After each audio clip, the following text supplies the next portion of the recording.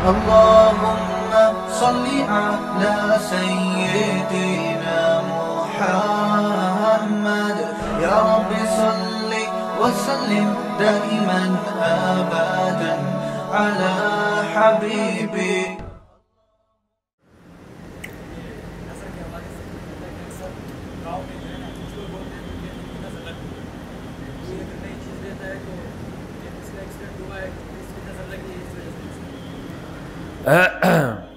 یہ کہہ رہے ہیں کہ نظر کے بارے میں پوچھ رہے ہیں. نظر کہ گاؤں میں لوگ کہتے ہیں کہ کوئی بھی نئی چیز لو تو نظر لگتی ہے.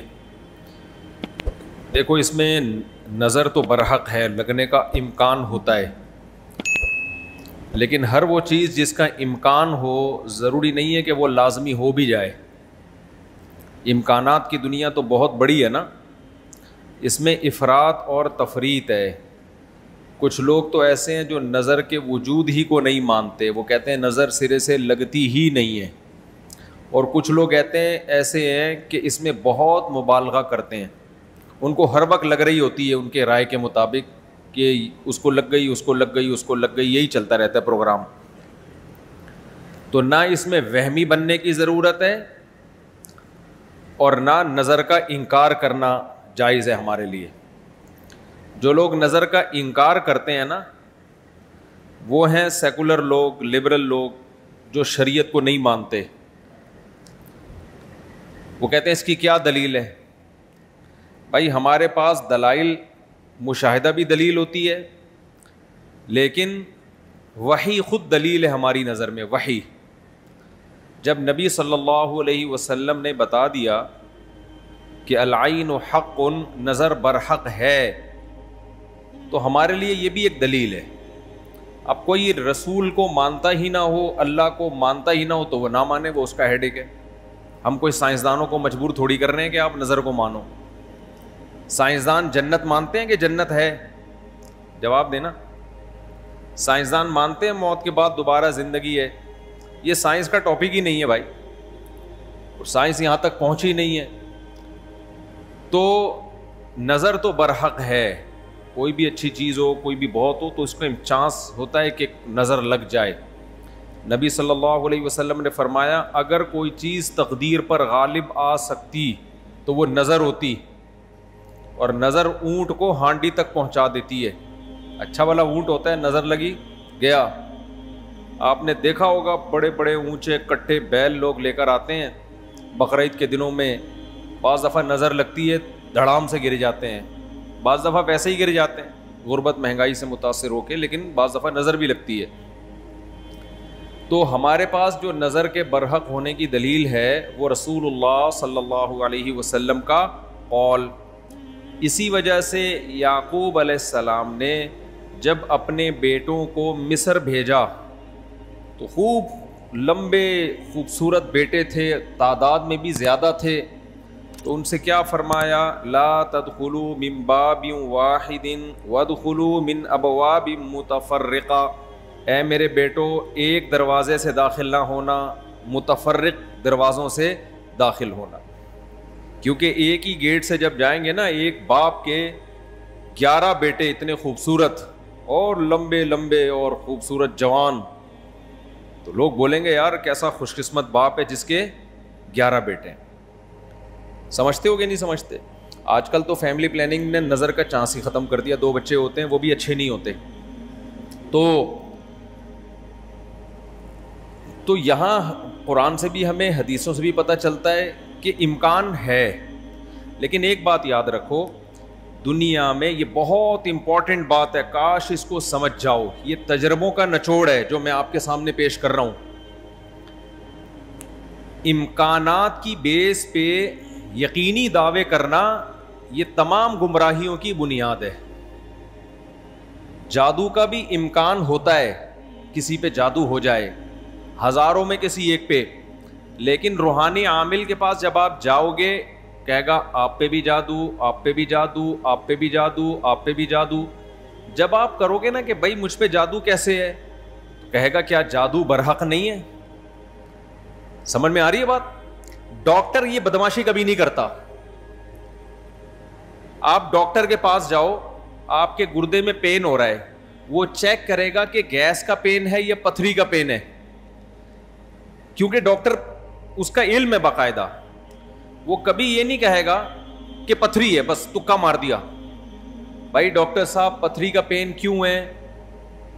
تو وہ جواب میں کیا گردوں میں پتھری ہوتی نہیں ہے کیا؟ آپ بولو گے ہوتی تو ہے, میرے ہے یا نہیں ہے مجھے تو یہ تو بتاؤ. حالانکہ گردوں میں پتھری ہونے کا جتنا چانس ہے نا, جتنی پرسنٹیج 100 میں, جادو کی اس سے بھی کم ہے. ہزاروں میں کسی ایک پہ ہوتا ہے جادو. لیکن عاملوں کے پاس جب آپ جاؤ, یہاں الحمدللہ کچھ عامل ہیں جو میرے خلاف ایک فل پروپیگنڈا شروع کیا ہوا ہے. اتنی خوشی ہوتی ہے مجھے, میں آپ کو بتا نہیں سکتا. جب عامل میرے خلاف بولتے ہیں اتنی خوشی ہوتی ہے, اور میں کہتا ہوں کمبختو تمہارے پاس جادو چڑیل جن بھوت, تم میرے خلاف بولتے کیوں؟ نقصان پہنچا دو یار.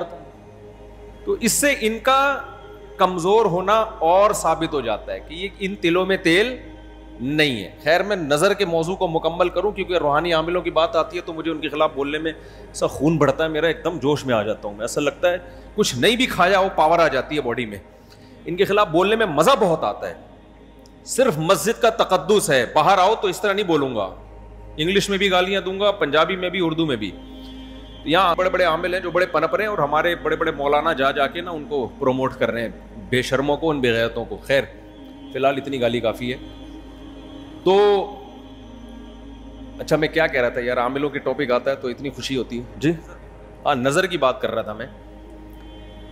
تو نظر میں جو ہے نا لگنے کا چانس ہوتا ہے, یہ ہے, لیکن چانس سے فائدہ اٹھا کے ہر ایک کو یہ کہنا کہ تم پہ جادو ہے, تم پہ نظر ہے, تم پہ یہ ہے. ڈاکٹر یہ کام نہیں کرتا. شوگر کا چانس ہوتا ہے آپ کو کہ شوگر ہے, لیکن یہ تو نہیں کہ ڈاکٹر جب تک کمپلیٹلی تحقیق نہ کر لے, ڈاکٹر نہیں کہے گا تمہیں شوگر ہے, تمہارے گردوں میں پتھری ہے, تمہارے پیٹ میں یہ مسئلہ ہے. حالانکہ امکانات تو ہوتے ہیں, لیکن آپ یہ جو ڈرامے باز لوگ ہیں نا روحانی عامل, ان کے پاس جاؤ گے نظر ہی لگی ہوئی ہے آپ کو. لازمی کیا لگی ہے؟ کیونکہ جب کسی کے پاس کوئی فن نہیں ہوتا, علم نہیں ہوتا, تو وہ سب کچھ جانتا ہے. پھر سمجھ رہے, ڈاکٹر کے پاس علم ہوتا ہے کڈنی کا, لہذا تحقیق کرے گا, 100 میں 2 کو کہہ دے گا تیرے گردے خراب ہیں. عاملوں کے پاس چونکہ جن چڑیل بھوت کا علم ہوتا ہی نہیں ہے, لہذا ہر ایک پر جن بھی ہے, چڑیل بھی ہے, اور بھوت بھی ہے, اور نظر بھی ہے, اور موکل بھی ہیں, اور ہمزاد بھی ہیں, اور پتہ نہیں کیا کیا ہے ڈرامے بازی. سمجھتے ہو؟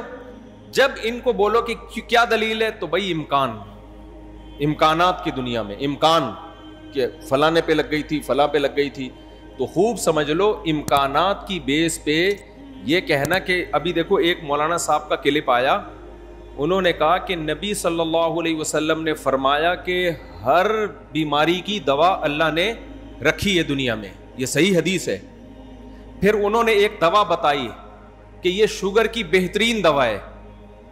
بھائی آپ ڈاکٹر ہو, آپ سائنٹسٹ ہو, کہہ رہے ہیں میں نے یہ کہیں سے نکالی ہے. ڈاکٹر کہہ رہے ہیں شوگر ایک اسٹیج پہ پہنچنے کے بعد لا علاج ہے, یہی کہتے ہیں نا ڈاکٹر. بھائی شوگر ایک اسٹیج پہ پہنچ جائے تو وہ کیا ہو جاتی ہے, اب ٹھیک نہیں ہو سکتی, کنٹرول کرنی پڑے گی, لبلبا ٹھیک نہیں ہوگا آپ کا. انہوں نے کہا کہ دیکھو ہر بیماری کی اللہ نے شفا پیدا کی ہے, تو یہ میڈیسن, یہ کوئی دیسی نسخہ ہے, یہ شوگر ٹھیک کر دے گا. اب دلیل کیا دے رہے ہیں؟ ہر بیماری کی اللہ نے دوا پیدا کی, یقیناً کی ہے, لیکن کیا وہ آپ کو معلوم ہے؟ کیا وہ دوا یہ ہے جو آپ پیش کر رہے ہیں؟ اس کی کیا دلیل ہے؟ بھائی بہت ساری دوائیں لوگوں کو معلوم نہیں ہے. تو اب یہ سمجھیں کہ 2 انتہائی میں جلدی سے کمپلیٹ کروں اس موضوع کو, کہ نظر لگنے کا چانس ہوتا ہے, لیکن یہ نہیں ہے کہ جو بھی کوئی اچھی چیز ہوگی, کچھ بھی ہو جائے, اس کو نظر ہی لگی ہے. تو یہ وہم کی دنیا سے باہر نکلنا چاہیے. جو سیکولر لبرل لوگ ہیں جو نظر کا بالکل انکار کرتے ہیں, وہ کہتے ہیں فلاں فلاں پہ کیوں نظر نہیں لگی, وہ اتنے ہینڈسم, اتنے خوبصورت لوگ ہیں, فلاں کی آواز اتنی اچھی, ان پہ نظر کیوں نہیں لگی. تو اب اصول سمجھیں, نظر لگنے کے لیے علماء نے قاعدہ ضابطہ بیان کیا ہے, جو چیزیں مشہور ہوتی ہیں نا ان کو اکثر نظر نہیں لگتی. نظر ہمیشہ اچھمبے کی چیز کو اچانک, جیسے میں لوگوں سے کہتا ہوں بھائی آپ انتہائی غریب تھے, سائیکل بھی نہیں تھی آپ کے پاس, اچانک آپ کے پاس بہت زیادہ پیسہ آ گیا, اور علاقہ بھی وہی ہے, رہتے اسی غریبوں کے محلے میں ہو, گندے نالے پہ رہتے ہو, سائیکل پہ تھے, اچانک لینڈ کروزر آ گئی آپ کے پاس. یہ جو اچانک والا کام ہوا ہے نا, اس میں نظر لگنے کا چانس ہوتا ہے. سمجھ میں آ رہی ہے بات؟ اب دیکھو, یعقوب علیہ السلام کے بیٹے مصر میں ان کے ساتھ ہی رہتے تھے, سوری مصر میں نہیں, شام میں ساتھ رہتے تھے. وہاں یعقوب علیہ السلام نے نظر سے بچنے کا یہ والا اہتمام ہمارے علم میں نہیں ہے کہ بچوں کو کہو دروازے سے الگ الگ جایا کرو, ایک ہی دروازے سے. لیکن جب مصر جا رہے ہیں نا, اجنبی جگہ ہے, وہ لوگ یعقوب علیہ السلام کے بیٹوں سے مانوس نہیں ہیں. وہاں یعقوب علیہ السلام نے کہا ایک نئی جگہ پہ جا رہے ہو, اچانک اتنے بیٹے جب لوگ دیکھیں گے نا خوبصورت, وہاں چانس ہے. تو اس سے پتہ چلتا ہے کہ اپنی نعمت کو آہستہ آہستہ ایکسپوز کرنا چاہیے. سمجھتے ہو کہ نہیں سمجھتے؟ آہستہ آہستہ کیا کرنا چاہیے؟ پہلے پہلی ہو, پھر دوسری, استغفر اللہ, یعنی آہستہ آہستہ. ایک کمارا آدمی جس کو کوئی رشتہ نہیں دے رہا تھا, اچانک 4 بیویاں لے کے گھوم رہا ہے, تو چانس ہوتا ہے اس کے نظر لگنے کا. اس لیے ایک دم سے نہیں, تھوڑا تھوڑا آہستہ آہستہ. پہلے ایک پہلی ہوگی, دوسری میں کچھ پٹو گے, تھوڑی بےزتی ہوگی, تھوڑی عزت ہوگی, کچھ لڈو, کچھ گالیاں مل جل کے, پھر تیسری. تو اس طرح کر کے چلانا, ٹھیک ہے؟ تو اچانک کوئی نعمت آتی ہے تو اس پہ نظر لگنے کا چانس ہوتا ہے. دوسری بات یہ ہے کہ نظر سے بچنے کے لیے جو نبی صلی اللہ علیہ وسلم نے دعائیں بتائی ہیں, ان دعاؤں کا اہتمام کرنا چاہیے. اعوذ بکلمات اللہ التامہ من کل شیطان وہامہ ومن کل عین لامہ, یہ دعا پڑھنی چاہیے. اور اپنی نعمت کا اظہار ان لوگوں کے سامنے کرنا چاہیے جو آپ سے محبت کرتے ہیں, وہ خوش ہوں گے. بعض دفعہ انسان دوسرے سے محبت کے دعوے کرتا ہے لیکن جیلس ہو جاتا ہے. وہ جب آپ اس کو بتاتے ہیں نا میرے پاس اتنا پیسہ, میری ارننگ اتنی ہو گئی, تو وہ اندر اندر سے جل رہا ہوتا ہے. تو حاسد کی نظر لگنے کا چانس زیادہ ہوتا ہے. سمجھتے ہو؟ تو اپنی نعمت ہر ایک کے سامنے نہیں بیان کرنی چاہیے. بعض دفعہ اپنی نظر بھی لگتی ہے انسان کو, تو خود پسندی میں, عجب میں مبتلا نہیں ہونا چاہیے. جب بھی کوئی نعمت ہو, آدمی کیا کہے؟ اللہ کی دین ہے بھائی, میرا کمال نہیں ہے. کس کی دین ہے؟ یہ اللہ کی دین ہے. تو ان چیزوں کے اہتمام سے نظر کا چانس کم ہو جاتا ہے. باقی عاملوں کے پاس نہ نظر کا کوئی علاج ہے سوائے مسمرزم کے. دماغ کو کنٹرول کر کے کچھ الٹی سیدھی چیزیں آپ کی کھوپڑی میں ڈال دیتے ہیں, تو اس سے آپ سمجھتے ہو کہ میں ٹھیک ہو رہا ہوں. ٹھیک نہیں ہوتے, آپ مینٹلی تھوڑا سا کیا ہو جاتے ہو؟ مطمئن ہو جاتے ہو. اور ان کا اپنا دماغ بھی خراب ہوتا ہے, آپ کا بھی دماغ خراب کرتے ہیں. سمجھتے ہو؟ اچھا, میں جب عاملوں کے خلاف بولتا ہوں, لوگ کہتے ہیں یہ 2 نمبر عاملوں کے خلاف ہے. بالکل غلط بات. میں 1 نمبر عاملوں کے خلاف ہوں, یہ ذہن میں رکھوں. 2 نمبر کو تو میں لفٹ ہی نہیں کراتا. میں ان عاملوں کے خلاف ہوں جن کو علماء بزرگان دین سمجھتے ہیں کہ بہت بڑی پہنچی ہوئی چیز ہے یہ. میں ان کو 2 نمبر سمجھتا ہوں. یہ کخ بھی نہیں کر سکتے. سمجھتے ہو؟ یہ کچھ بھی نہیں کر سکتے, چاہے امریکہ میں ہو, چاہے جاپان میں ہو, چاہے پاکستان میں ہو, چاہے کراچی میں ہو, چاہے پنجاب میں ہو, سب ایک جیسے ہیں. تو اس لیے اپنے آپ کو بچاؤ ان فضول لوگوں سے. اچھا بھائی, حضرت محمد صلی اللہ علیہ وسلم پر جادو کے اثرات سے متعلق اہل سنت کا کیا عقیدہ ہے؟ نبی پر جادو ہوا تھا, بخاری مسلم سے ثابت ہے, لیکن ہوا کیوں تھا؟ آپ کہیں گے نا ایک طرف تو آپ کہہ رہے ہیں جادو اتنی آسان نہیں ہے, ہزاروں میں کسی ایک پہ, تو پیغمبر پہ ہو گیا. دیکھو کچھ چیزیں نبی صلی اللہ علیہ وسلم کے ساتھ ایسی ہوئی ہیں جن میں کوئی حکمت تھی. یہودی آپ کو جادوگر کہتے تھے, جادوگر جادوگر. اللہ نے تھوڑا سا اثر ہونے دیا تاکہ یہودیوں کو الزام لگانے کا موقع نہ ملے. جادوگروں پہ جادو کا اثر نہیں ہوتا, تو تھوڑا سا اثر اللہ نے ہونے دے دیا. اتنا اثر کہ آپ کبھی کبھار بھولنے لگے کچھ چیزیں, کچھ کام کیا ہوتا آپ کو یاد نہ ہوتا. اس سے زیادہ اثر نہیں ہوا آپ کے اوپر. اور یہ اثر اس لیے اللہ نے ڈالا تاکہ لوگوں کو یقین آ جائے آپ بشریت میں کامل ہیں اور آپ جادوگر نہیں ہیں. اصل مقصد یہ الزام کی نفی تھی. اگر یہ اتنا آسان ہوتا تو ابو بکر پہ کیوں نہیں ہو گیا میرے بھائی, حضرت عمر پہ کیوں نہیں ہو گیا, حضرت عثمان پہ کیوں نہیں ہو گیا, سیدنا علی پہ کیوں نہیں ہو گیا؟ یہ تو ایک تماشا بنا لیتے لوگ.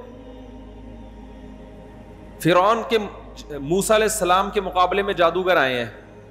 آپ لوگ کو آواز صحیح آ رہی ہے؟ گونج تو نہیں رہی ہے آواز؟ مجھے تو گونج رہی ہے آواز. بھائی موسیٰ علیہ السلام کے مقابلے میں جادوگر آئے. قرآن کہتا ہے یخیل الیہ من سحرہم انہا تسعی. جادوگروں نے دماغ کو ایسا کیپچر کیا ہے کہ دیکھنے میں ایسا لگا کہ یہ لاٹھیاں نہیں بلکہ سانپ ہیں. حقیقت میں وہ لاٹھیاں سانپ نہیں بنی تھیں, دماغ میں کچھ انہوں نے ایسا کیا ہے نا کہ یخیل, خیال پیدا ہوا کہ یہ لاٹھی نہیں بلکہ کیا ہے؟ سانپ. دیکھو انبیاء کے دماغ کو ایسے کیپچر نہیں کیا جا سکتا, لیکن اللہ نے یہاں ہونے دیا. موسیٰ علیہ السلام کو بھی ایسا لگا کہ یہ لاٹھیاں نہیں بلکہ کیا ہے؟ سانپ ہیں. اس میں حکمت تھی نا, تاکہ مقابلہ تو ہو. اب سوال پیدا ہوتا ہے, جب موسیٰ علیہ السلام مقابلہ جیت گئے, فرعون نے دھمکی دی جادوگروں کے کہ تمہارے ہاتھ پاؤں کاٹ کے میں قتل کر دوں گا, تو جادوگر وہی رسیاں دوبارہ فرعون کی طرف پھینک دیتے کہ تو قتل کر کے دکھا ہمیں. کیا خیال ہے بھائی؟ یا وہ فرعون پہ جادو کر دیتے. ہوا جادو فرعون پہ؟ بولتے کیوں نہیں؟ مجھے تو لگ رہا ہے آپ لوگ پہ ہو گیا. نہیں ہوا نا فرعون پہ جادو. بھائی جادوگر ہزاروں جادوگر تھے, سینکڑوں تو تھے ہی. انہوں نے سوچا کہ یار تو ہمیں دھمکی دے رہا ہے, انتر منتر کلی کل انتر ہو جا منتر چھو, یوں کرتے فرعون ٹیڑھا ہو جاتا. فرعون کی ساس کو کچھ چیزیں سکھا دیتے. کیا خیال ہے؟ جٹھانی فرعون کی زوجہ جو تھی حضرت آسیہ رضی اللہ عنہا, ان کو کہہ دیتے کہ تم اپنی ساس سے کچھ کروا دو یا جٹھانی سے, وغیرہ وغیرہ جو بھی ہے. تو ایسا نہیں ہوتا بھائی. فرعون نے دھمکی دی اور ہاتھ پاؤں کاٹ کے ان سب کو شہید کر دیا, کچھ بھی نہیں ہو سکا. ایسا نہیں ہوتا. جادوگروں کو ایک ماحول چاہیے, اسی میں وہ سب کچھ کرتے ہیں. تو یہ ہم سے زیادہ کمزور ہوتے ہیں, ان سے ڈرنے کی بالکل ضرورت نہیں ہے. دنیا میں سب سے کم اگر ڈرو نا تو عاملوں سے اور جادوگروں سے سب سے کم ڈرا کرو. جیسے کہ پولیس والے ان سے بالکل بھی نہیں ڈرتے. اکثر آپ نے دیکھا ہوگا ریڈ پڑتی ہے نا پولیس والوں کی عاملوں کے پاس, تو پولیس والے جاتے ہیں, پولیس میں جو گٹکا کھانے والا ہے نا وہ اٹھا کے لے آتا ہے عامل کو, تھانے میں بند کر دیتا ہے. عامل اس کا کچھ بھی نہیں بگاڑ سکتا.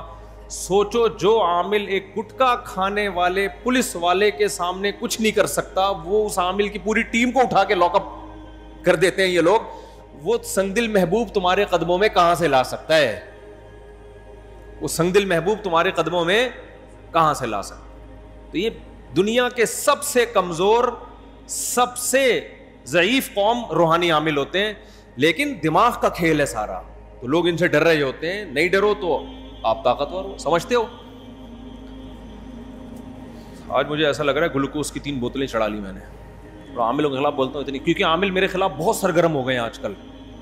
ابھی علماء کا ایک وفد گیا کسی عامل کے پاس, وہ وفد پہلے میرے پاس آیا, گپ شپ ہوئی, بیٹھے, میں نے ان کو رات کو کھانے کی دعوت دی. انہوں نے کسی سے ملنے جا رہے تھے, مجھے نہیں پتا کسی عامل کے پاس گئے. اس عامل نے میرے خلاف اتنا بولا کہ انہوں نے میری دعوت ہی کینسل کر دی کہ یار یہ مفتی صاحب تو 2 نمبر ہے معاذ اللہ. انہوں نے اپنی طرف سے اس عامل کی باتوں میں آ کے, تو جب انہوں نے کسی نے مجھے بتایا, میں نے کہا اچھا ہے اللہ نے تمہاری قسمت میں یہ عامل رکھے ہوئے ہیں, تم جیسے فضول لوگوں سے اللہ نے مجھے نجات دے دی, تاکہ میرا کھانا تمیز والے عقل مند لوگ کھائیں. جو عاملوں سے متاثر ہو تو اس بیچارے کا مینٹل لیول کیا ہوگا آپ سوچو. میں نے کہا ہمیں ایسے مولویوں کی بالکل بھی ضرورت نہیں ہے جن کا مینٹل لیول یہ ہے کہ چڑیل بھوت بھگانے والوں سے متاثر ہو کے آتے ہیں.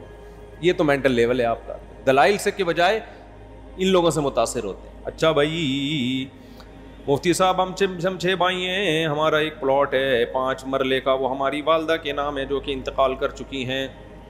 اس پلاٹ میں بہن بھائیوں کے درمیان حصہ کیا ہوگا؟ والدہ کا پلاٹ تھا تو 6 بہن بھائی ہیں. ابے بہنیں کتنی؟ اچھا 6 بہن بھائی ہیں, تو مجھے کیا پتا بھائی کتنے ہیں بہنیں کتنی ہیں. بھائی کا حصہ دگنا ہوتا ہے نا بہن کی نسبت. تو پہلے یہ بتاؤ گے تو کتنے بھائی کتنی بہنیں, تو میں بتا سکتا ہوں. دوسرا والدہ کا انتقال ہو گیا, تو اگر والد کا پہلے انتقال ہوا تھا تو والد کا حصہ نہیں ہے اس میں. اور پھر والدہ کے والدین حیات ہیں یا نہیں ہیں, یہ ساری ڈیٹیل پتہ چلے گی تو بتا سکتا ہوں. وہ استاد جی اگر بندے کو پتا ہو کہ میں اپنے بچے کو چھوٹے بچے کو کسی خاتون کا دودھ پلا رہا ہوں, تو کیا صورت میں مارکیٹ سے خرید کے پلانا جائز ہے؟ بھائی اس کو پروموٹ ہی نہیں کرنا چاہیے مارکیٹ سے دودھ خریدنے کو. اس میں کس قدر شک پیدا ہو جائے گا, ہمیں کیا پتا کہ ڈبے میں کس کا دودھ ہے. یہ بہت بڑے مسائل ہیں اس کے.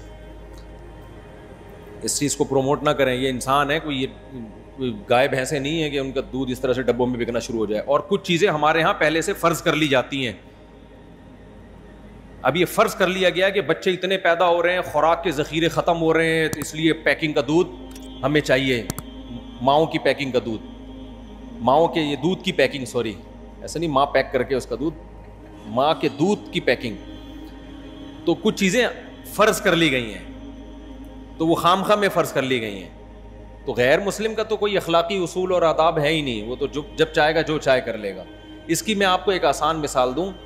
کراچی میں سمندر میں اتنی فش پیدا ہوتی ہے کہ ہم جب بھی فشری گئے ہیں یا مچھلی کھانے کا ہم نے ارادہ کیا ہے, انتہائی سستے داموں بہت بڑی بڑی مچھلی کی لاٹ ہم اٹھا کے لے آتے ہیں. ایسا ہے کہ نہیں ہے؟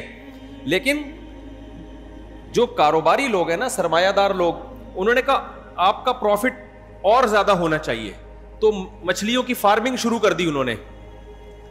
ہمارے سامنے یہ کام ہوا ہے. مچھلیوں کا قحط کبھی بھی نہیں پڑا کراچی میں, مچھلی اور بہت سستے ریٹ پہ.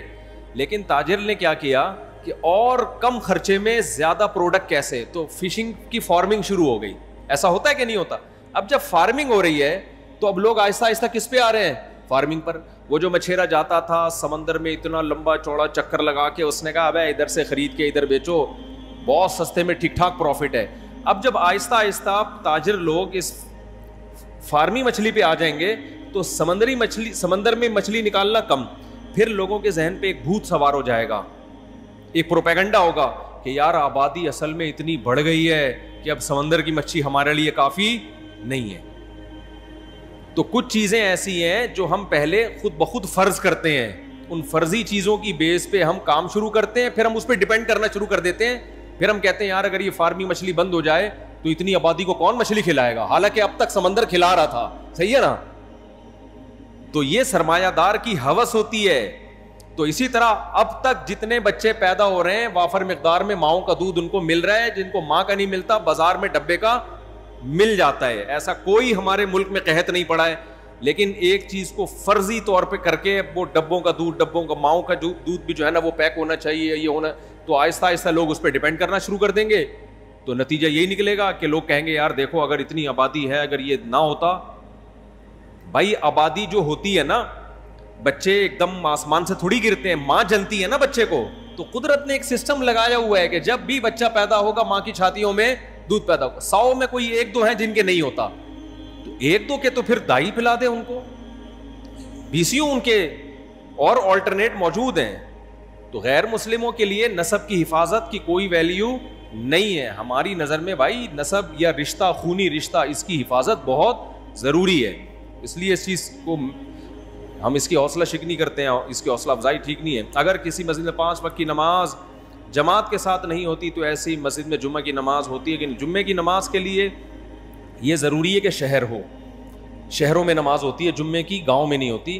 باقی مسجد ضروری نہیں ہے اس کے لیے. بے شک 5 وقت کی نمازیں نہ ہوتی ہوں تو بھی جمعے کی نماز ہو سکتی ہے. عقیقہ بکری کے علاوہ بڑے جانور میں قربانی کی عقیقہ کر سکتے ہیں. بقرعید کے جانور میں آپ قربانی کے حصے کے ساتھ ساتھ عقیقے کا حصہ بھی ڈال سکتے ہیں. کیا غیر مسلم کی ابھی لکھی ہیں لوگوں نے سوال یہ اتنی جلدی کیا غیر مسلم کی دینی کتاب میں پڑھنا ٹھیک ہے؟ ان کے معبود جن کو پوچھتے ہیں غلط ثابت کرنے کے لیے کوئی تحقیق کرنے کی نیت سے پڑھے تو ٹھیک ہے, نارملی جائز نہیں ہے. نبی صلی اللہ علیہ وسلم نے حضرت عمر کو تورات پڑھنے سے منع کیا تھا. تو اگر کسی نے تحقیق کرنی ہو جیسے ڈاکٹر ذاکر نائک یا اس ٹائپ کے جو بھی لوگ ہیں تو ان کے لیے تو صرف ٹھیک نہیں ہے بلکہ ضروری ہے. اچھا بھائی, ایک آدمی نے قسم کھائی اگر میں نے اس گاڑی کو اسٹارٹ کیا تو میں نبی کا امتی نہیں ہوں. پھر اس نے گاڑی اسٹارٹ کر کے چلا دی تو قسم کا کفارہ دینا پڑے گا اس کو. اور یہ ایسی فضول قسمیں نہیں اٹھایا کریں. اپنا کوئی پوشیدہ گناہ کسی شیخ پر ظاہر کرے یا اللہ تعالیٰ سے معافی مانگے. اگر ایک دفعہ گناہ ہوا ہے تو شیخ کو نہ بتائے, چھپ کے اللہ سے توبہ کر کے اس کو بھول جائے بس. دوبارہ ہو گیا تو بھی شیخ کو نہ بتائے.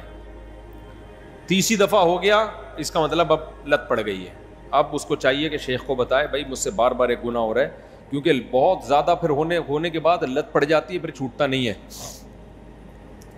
قاری عبد القیوم قاسمی میرٹھ سے تشریف لائے ہیں, ملاقات ممکن ہے انڈیا سے تشریف لائے ہیں انشاءاللہ. صلو علی الحبیب. نکاح کے بعد اور رخصتی سے پہلے بیوی سے بات کرنا شریعت کے اعتبار سے جائز ہے, لیکن بعد میں تجربات کیا ہو سکتے ہیں؟ جن لوگوں نے اچھا نکاح کے بعد, رخصتی سے پہلے یا نکاح سے پہلے, جب بھی آپ رخصتی سے پہلے کسی سے فری ہو گئے تو سمجھو رخصتی کے بعد 99% چانس ہے اس رشتے کا بیڑا غرق ہوگا. نہیں ہے بات سمجھ میں؟ کسی سے منگنی ہو گئی یا نکاح ہو گیا، فری مت ہو. یہ بزرگوں کے تجربے ہیں. ویسے بزرگ یہ کام کرتے نہیں ہیں، لیکن ایک تجربے ان کے بہرحال لوگوں کو دیکھ دیکھ کے بہت ہیں کہ کسی بھی لڑکی سے آپ رخصتی سے پہلے فری ہو گئے یا نکاح سے پہلے فری ہو گئے، جتنا فری ہوں گے شادی کے بعد اتنا نہیں فری ہوں گے. یہ رشتہ ٹوٹنے کا چانس اتنا زیادہ بڑھ جائے گا. اس لیے رخصتی کے بعد ہی فری ہوا کرو بیگم سے. اور سناؤ کیا حال ہے بیگم، سب سیٹ چل رہا ہے مارکیٹ میں؟ یہ سب رخصتی کے بعد، رخصتی سے پہلے نہیں ہو. کلیت الشریعہ کا فلور آپ کی قدم بوسی کے لیے منتظر ہے، لیکن آپ نہیں آ رہے. خصوصاً کلیہ کا گھنٹہ ہے بھائی، انشاءاللہ آئیں گے. حسد اور بغض سے کیسے بچے، اس میں کیا فرق ہے؟ حسد اور بغض آپ یہ انسان میں ہوتا ہے، بغض بھی پیدا ہو جاتا ہے کسی سے، ذاتی نفرت، اور حسد بھی. تو حسد کا علاج تو یہ ہے، یہ سوچنا چاہیے بھائی میرے جلنے سے اس کا ہوگا کچھ بھی نہیں، میں ہی جل جل کے کالا ہو جاؤں گا، اس کا کوئی نقصان نہیں ہے. نمبر 2، اللہ کی تقدیر. جو آدمی کسی کی نعمت کو دیکھ کے حسد کرتا ہے، اس کا مطلب وہ اللہ کی تقدیر پہ اعتراض. یہودی جو نبی پر ایمان نہیں لاتے تھے حسد اور جیلسی کی وجہ سے کہ قریشیوں میں، عربیوں میں نبی کیوں آ گیا، نبی تو ہماری نسلوں میں آیا کرتے تھے، ہم ان کو کیوں مانے؟ تو اللہ نے کیا فرمایا؟ اہم یقسمون رحمت ربک. بھائی یہ میں فیصلہ کروں گا کس کو نبوت ملنی ہے کس کو نہیں ملنی. پھر اللہ نے مثال دی دولت کی کہ دولت تمہاری مرضی پہ میں لوگوں کو نہیں دیتا. تم سمجھتے ہو کہ اس کے پاس دولت نہیں ہونی چاہیے، میں دے دیتا ہوں بہت زیادہ. تم کہتے ہو فلاں کے پاس ہونی چاہیے، اس کے پاس کھانے کو روٹی بھی نہیں ہوتی. تو جب دولت جو کم درجے کی چیز ہے وہ میری مرضی پہ ملتی ہے، تو نبوت تو بہت اعلیٰ چیز ہے، وہ تمہارے مشورے پہ تھوڑی کسی کو ملے گی. تو جس آدمی کو کسی میں نعمت دیکھ کے جلن پیدا ہوتی ہے، وہ اصل میں اعتراض کس پہ کر رہا ہوتا ہے؟ اللہ پہ، کہ اللہ مجھ سے مشورہ لے لینا چاہیے تھا معاذ اللہ کہ اس کو یہ نعمت ملنی چاہیے کہ نہیں. تو جس کو جو نعمت مل گئی، شہرت ہے، خوبصورتی ہے، دولت ہے، علم ہے، عزت ہے، کچھ بھی ہے، تو آپ بولو بھائی کس کی دین ہے؟ اللہ کی دین. یہ کتنی باتیں ہو گئیں؟ 2 باتیں. تیسری بات یہ سوچ لینا چاہیے بھائی یہ عزت ہے، دولت ہے، شہرت ہے عارضی. اب دیکھو آپ چڈی بنیان میں گھوم رہے تھے، دھوتی بنیان میں، آپ کے دوست 3 پیس سوٹ اور ٹائی میں گھوم رہا ہے، بڑا زبردست. آپ کو تھوڑی دیر کے لیے حسد ہوگا، یار یہ کیا ہے. لیکن اگر پتہ چل جائے کہ یہ غفار بھائی نے اس کو تھوڑی دیر کے لیے پہننے کے لیے دی ہے، تھوڑی دیر میں غفار بھائی اس سے سوٹ بھی لے لیں گے، ٹائی بھی لے لیں گے، پینٹ بھی لے لیں گے، اور وہی دھوتی بنیان میں ہی گھومے گا، اب حسد ہوگا آپ کو؟ نہیں ہوگا نا. ابے بھیک میں ملی ہوئی ہے، تھوڑی دیر کے لیے کسی نے دیا ہوا ہے. تو یہ سوچا کرو، غریب آدمی کو چاہیے یہ سوچا کرے جس کے پاس دولت ہے، ابے تھوڑے دن کی کہانی ہے، یہ بھی پھٹے پہ لیٹا ہوا ہوگا، ہم بھی پھٹے پہ لیٹے ہوئے ہوں گے، یہ بھی قبر کے اندر ہوگا، ہم بھی قبر کے اندر. جتنے کیڑے ہماری لاش پہ، اس پہ کم وقت پہ اس سے زیادہ ہی کیڑے ہوں گے، کم نہیں ہوں گے، کیونکہ زیادہ کھایا ہے اس نے. دولت مند آدمی جو پھوڑتا پھاڑتا ہے نا پیزے ویزے بہت، تو اس میں کیڑے جلدی بھی آتے ہیں اور زیادہ بھی. کیڑے زیادہ انجوائے کرتے ہیں پیزے والے کی لاش کو، غریب کے پاس پیزے کے پیسے نہیں ہوتے. تو اس لیے یہ سوچ کے صبر کیا کرو بھائی کہاں پہنچ جائے، جتنی عزت کی بلندیوں پر، شہرت کی بلندیوں پر، دولت کی بلندی پر، لیٹنا پھٹے پہ ہی ہے، غسل کے جہاں غسل دیا جائے گا، اور پھر قبرستان کے اندر. تو تھوڑے دن کی نعمتیں کسی کو مل گئیں، اس پہ جیلسی، یہ کیوں، تو اپنی بے وقوفی کی بات سمجھتے. اور ایک اور علاج اس کا یہ ہے کہ جس سے حسد ہونا اس کے لیے دعا کیا کرو، اے اللہ اس کو اور دے. تکلیف تو بہت ہوگی یہ دعا مانگتے ہوئے، بہت غصہ آئے گا کہ یار میں پہلے یہ کہہ رہا ہوں اس کو اتنی بڑی گاڑی مل گئی، میرے پاس رکشہ ہے، ریڈی ہے، یہ میرا دوست تھا اور آج گاڑیوں میں گھوم رہا ہے. تو دعا کیا کرو اے اللہ اس کو اس جیسی ایک اور گاڑی اور دے دے. جب کسی کی تیسری شادی کا سنو، اے اللہ چوتھی بھی کرا دے اس کو. کیونکہ بہت لوگ اس سے بھی تپرے ہوتے ہیں کہ ہماری ایک نہیں ہو رہی، یہاں لوگ کرتے چلے جا رہے ہیں، ٹھیک ہے. تو جس کے لیے دل میں حسد کے جذبات ہوں اس کے لیے دعا کرنی چاہیے اے اللہ اس کو اور دے. تو تھوڑی دل میں تکلیف تو ہوگی، دل تو چاہ رہا ہوگا اللہ تباہ کر دے، اس کو بیڑا ہی غرق کر دے. لیکن آپ نے کیا کرنا ہے؟ دعا، اے اللہ اس کو اور دے. اس دعا سے کیا ہوگا؟ دل ٹھیک ہونا شروع ہو جائے گا. کہتے ہیں کہ آئینہ بنتا ہے رگڑے لاکھ جب کھاتا ہے دل کچھ نہ پوچھو, دل بڑی مشکل سے بن پاتا. دل پہ جب رگڑے لگتے ہیں تو چمکتا ہے, تو رگڑے لیں گے. اور ایک اور کام کیا کرو, اس کی تعریفیں کرنا شروع کر دو. حالانکہ دل چاہ رہا ہوتا ہے اس کی برائی, لیکن لوگوں کے سامنے تعریفیں. اور یہ ہوتا ہے, دیکھو ڈاکٹر ذاکر نائک صاحب آئے نا, بہت زیادہ عزت ہو رہی ہے. تو اب کیا ہے, کچھ لوگوں کو سمجھ میں نہیں آ رہا یار, ہم لوگ اتنے عرصے سے یہ کام کر رہے ہیں, ہماری اتنی نہیں ہو رہی, اس کی اتنی ہو رہی ہے. تو اب وہ کہنے الفاظ تو ہوتے ہیں ہم اصلاح کر رہے ہیں, لیکن لیبل اصلاح کا ہوتا ہے, اندر کیا ہو رہی ہوتی ہے, جلن ہو رہی ہوتی ہے, حسد پیدا ہو رہا ہوتا ہے کہ یار یہ کیا ہے.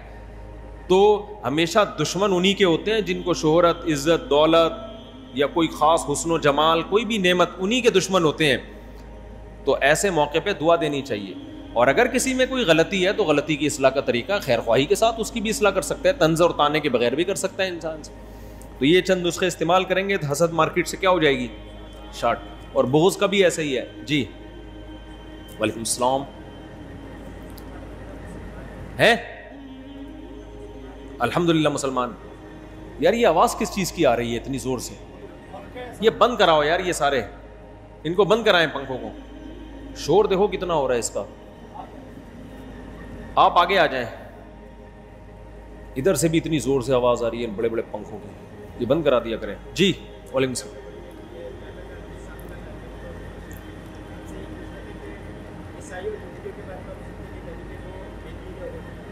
ہاں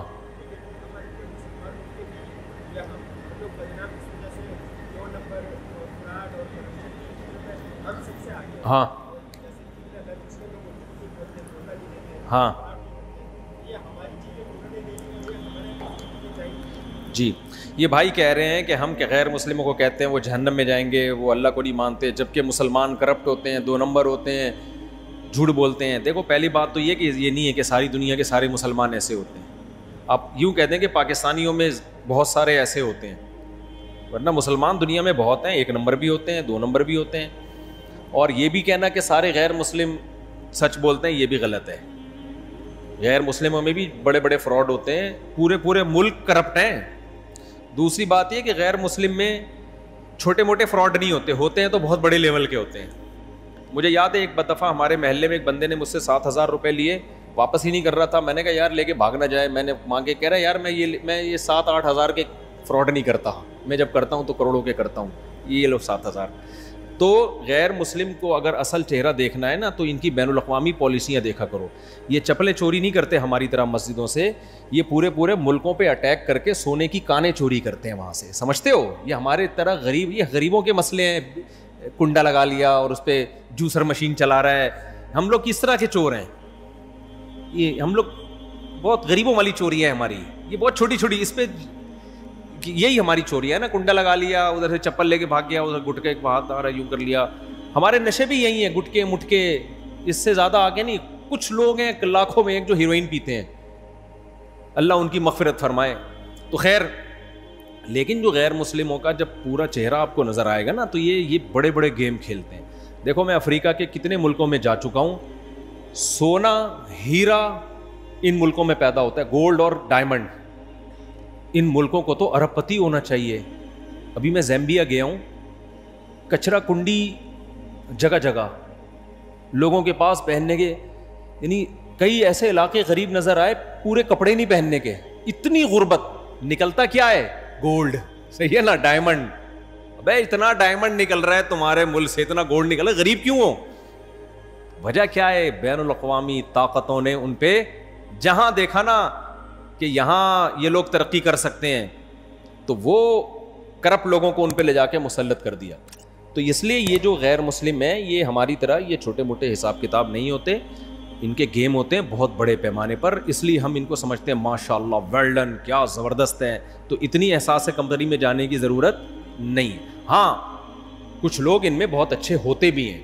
نارملی جو عام طبقہ ہے وہ برا نہیں ہوتا, عام طور پر وہ زبان کے پکے ہوتے, لیکن وہ بھی ہر کنٹری میں نہیں ہے.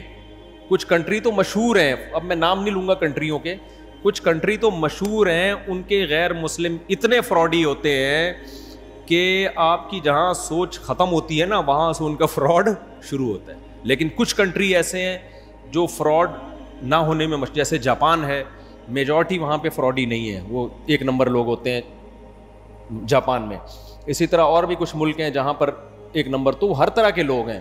یہ جو ہم نے اپنے بارے میں فیصلہ کر لیا مسلمان 2 نمبر مسلمان ہے، یہ نہیں ہے بھائی، یہ ایسا بالکل بھی نہیں ہے. دوسری بات یہ کہ 2 نمبری ہمیشہ چوریوں میں ہوتی ہے نا، پیسوں میں. جتنا سخی مسلمان ہے نا پیسہ خرچ کرنے میں، اتنا دنیا میں کوئی قوم نہیں. ایک مسلمان مرد اپنی بیوی پہ بھی خرچ کرتا ہے، اپنے اولاد پہ بھی خرچ کرتا ہے، اپنی ماں کو بھی پالتا ہے، اپنے باپ کو بھی پالتا ہے، اور زکاتیں بھی دیتا ہے، غریبوں کو بھی کھلاتا ہے، مسجدیں بھی آباد کرتا ہے.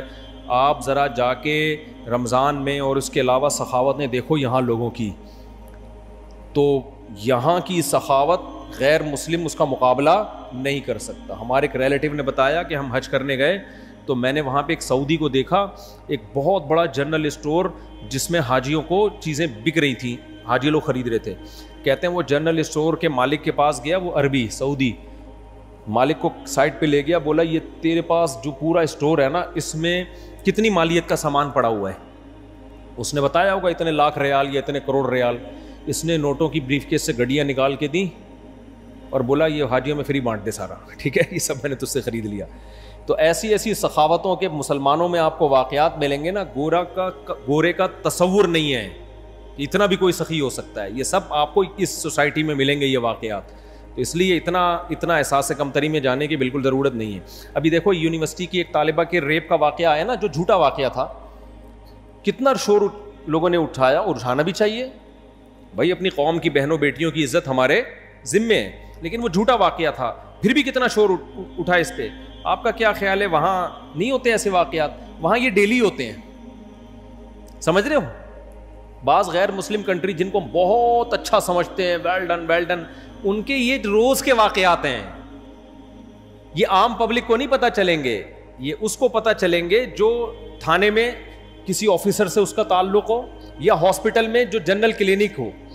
وہاں ڈاکٹر آپ کو بتائے گا میرے پاس ریپ کے کتنے کیس ڈیلی آتے ہیں یا ہفتے میں آتے ہیں. پولیس آفیسر بتائے گا کہ کتنی کی کمپلینز ہوتی ہیں، کتنے تو کمپلین کرتے ہی نہیں ہیں. تو ان کے ہاں یہ ریپ ویپ یہ بچوں کے کھیل ہیں، یہ کوئی اتنی بڑا ایشو نہیں ہے. ہمارے ہاں عورت کی عزت زیادہ محفوظ ہے. ابھی دیکھو ایک کنٹری ہے، ہمارے ایک دوست نے، بڑا مشہور ملک، ترقی یافتہ کنٹری ہے، وہ لوگ بڑی تعریفیں کرتے ہیں، بڑے اچھے ہوتے ہیں. وہاں مجھے ہمارے ایک دوست نے اپنی آنکھوں دیکھا واقعہ سنا ہے کہ ایک 16 سالہ لڑکی کو کوئی ریپ کر رہا تھا غیر مسلم، اس کے پیچھے بھاگ رہا تھا اس کو پکڑنے، وہ چیخ رہی تھی. کہتے ہیں میں بند کمرے میں نماز پڑھ رہا ہوں تو مجھے شور کی آواز آئی، میں نے وہ پیٹرول پمپ ہے نا، تو میں نے جب دیکھا تو ایک 16 سال کی انگریز تھی، اس کے پیچھے کوئی بھاگ رہا تھا. کہہ رہے میں نے فوراً پولیس کو فون کیا، پولیس آئی. وہاں یہ ہے کہ پولیس آ جاتی ہے فوراً، تو پولیس آئی اور اس کو پکڑ لیا نا. کہہ رہے لیکن پولیس نے مجھے کہا کہ آپ کو دروازہ کھولنا نہیں چاہیے تھا، اس لیے کہ بعض دفعہ ڈکیتی کا یہ طریقہ ہوتا ہے کہ کوئی لڑکی چیختی ہے، وہ اگلا سمجھتا ہے دکان کے اندر کے کچھ اس کے ساتھ مدد کرنی ہے، وہ جیسے ہی ڈور کھولے گا دونوں مل کے لوٹ لاٹ کے چلے جاتے ہیں. ٹھیک ہے، تو مجھے اتنا ترس آیا اس بچی پہ کہ دیکھو اس کا کوئی باپ نہیں ہے، اس کا کوئی بھائی نہیں ہے، وہ تو پولیس آ گئی تو لے گئی، نہیں تو کیا ہوتا. ٹھیک ہے، کیمروں سے بندہ پکڑا جاتا، زیادہ سے زیادہ کچھ سزا مل جاتی، جیل سے نکل کے پھر یہ کام کر رہا ہوتا. 16 سالہ لڑکی، اس کا باپ کہاں ہے بھائی، اس کا بھائی کہاں ہے؟ نہ باپ کا پتہ نہ بھائی کا پتہ.